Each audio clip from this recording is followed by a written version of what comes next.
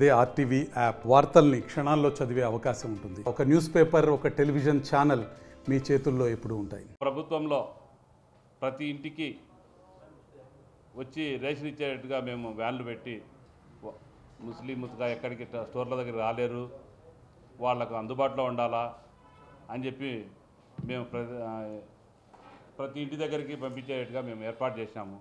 Ration బియ్యం అందుబాటులో పెట్టినాము. ఈ ప్రభుత్వంలో ఈ లిక్కర్ ప్రతి ఇంటికి చేరేట్టుగా ఈయన మొబైల్ వ్యాన్లు పెడుతున్నాడు.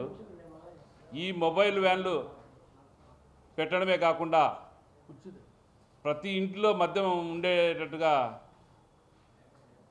ఇది చేస్తున్నాడు. మా ప్రభుత్వం ప్రజల ప్రభుత్వమా?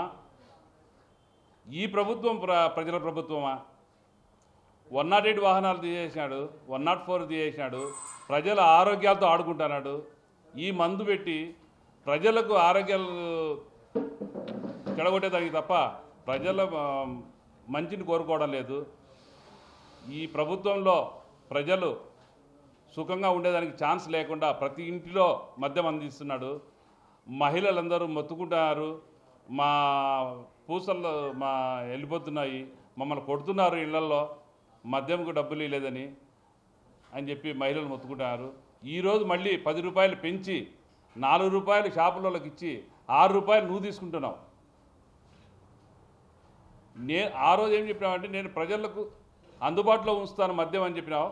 అందుబాటులో ఇంటింటికి చేరుస్తున్నావు. మంచి ప్రభుత్వం మీది. 6 రూపాయలు మీ కమిషను, 4 రూపాయలు మీ మధ్యవర్తుల కమిషన్ పెట్టుకొని షాపులకు మద్యం అందించే ప్రోగ్రాం పెట్టినావు. కానీ ప్రజలకు మంచి చేయాలా, మీరు చెప్పిన హామీలను నెరవేర్చాలనేది చూడాల సీఎం గారు. ఇప్పుడున్న ప్రభుత్వంలో ఏ మహిళ కానీ ఏ ఒక్కరు కూడా సంతోషంగా లేరు. మా ప్రభుత్వంలో మేము బటన్ నొక్కి ప్రతి ఒక్కరికి వాళ్ళకు మేము అందుబాటులో ఇచ్చేసాం డబ్బులు. వాళ్ళకు రావాల్సిన ప్రతి పథకము వాళ్ళకు బటన్ నొక్కి ఇచ్చేసాం.